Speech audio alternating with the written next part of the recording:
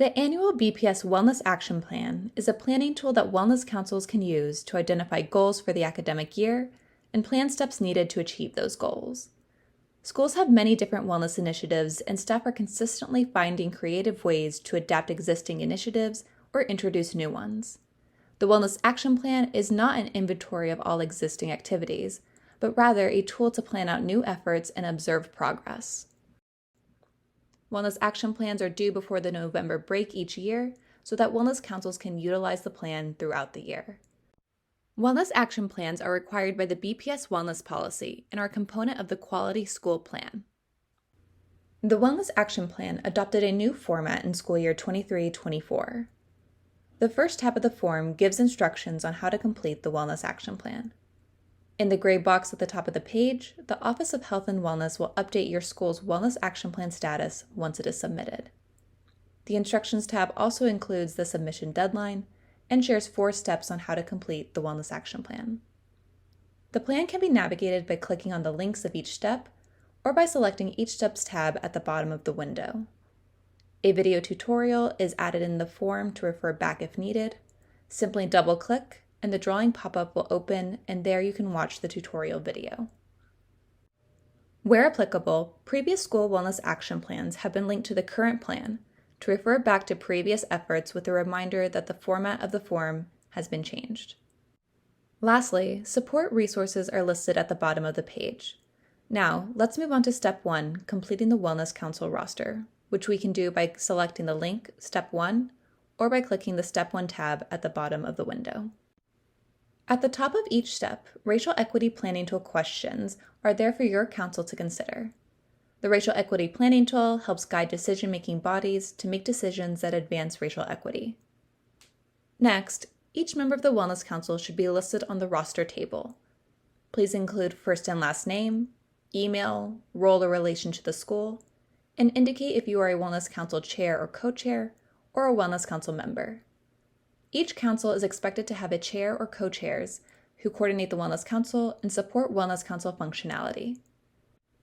Lastly, council members have the option to share their race or ethnicity, wellness policy focus or interest area, and translation support if applicable in the roster. Following the roster, there is a table that shares the stakeholders Wellness Council should strive to include.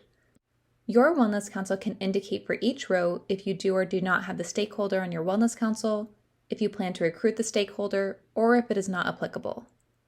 To the right of the table, there is more information about the expectations of chairs or co-chairs of the Wellness Council.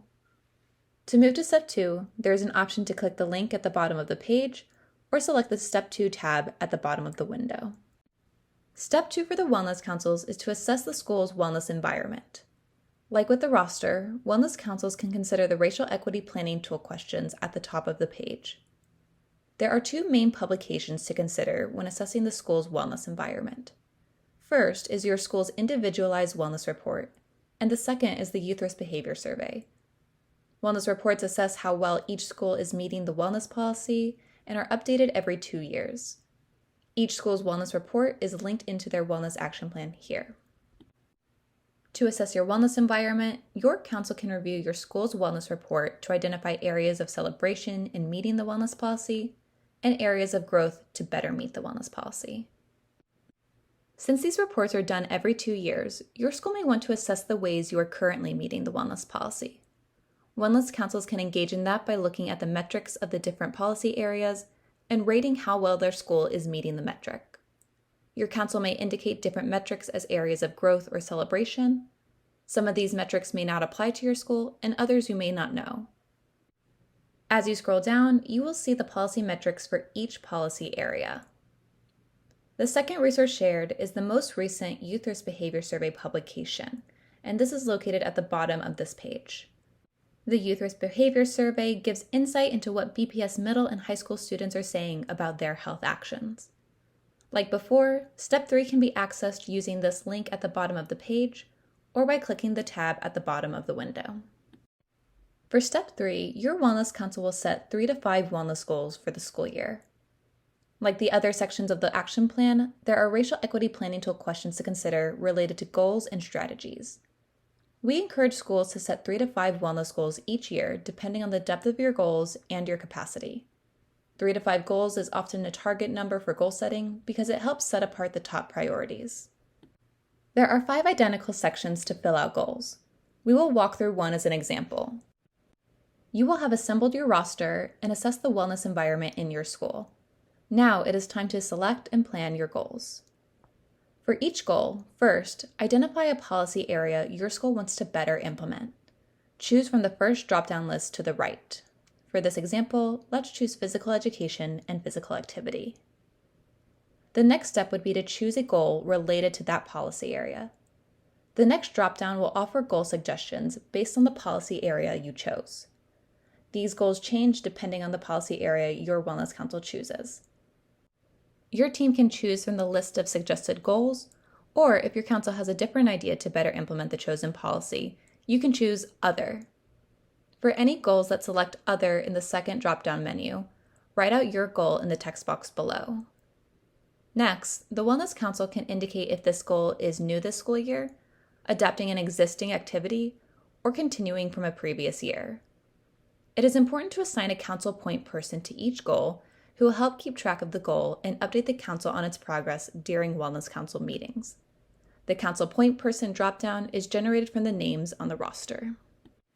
Next, consider and write 3 key steps that need to happen to reach the goal. For any goal, there could be numerous action steps. For this Wellness Action Plan, the Wellness Council should aim to identify 3 main steps. For each step, include a deadline and update the progress at Wellness Council meetings. Indicate if the goal relates to any other policy areas. And lastly, share why this goal matters to your school, how it connects to your quality school plan, and share any support or resources your school needs to reach the goal. You can repeat this process for each of the following goals. Once you have set your goals, move on to step 4. The final step is to submit your Wellness Action Plan. Share this plan with your school leader and school community. Submit your plan to the Wellness Councils at bostonpublicschools.org email by the November deadline, and post your action plan to your school's website per the policy. The support resources from the Instructions tab are shared again on this tab. Thank you for your efforts to effectively organize, plan, and act to improve the health and wellness of your school community. Wellness councils go above and beyond to create healthy and safe spaces, and your school community is lucky to have you. Thank you for all that you do.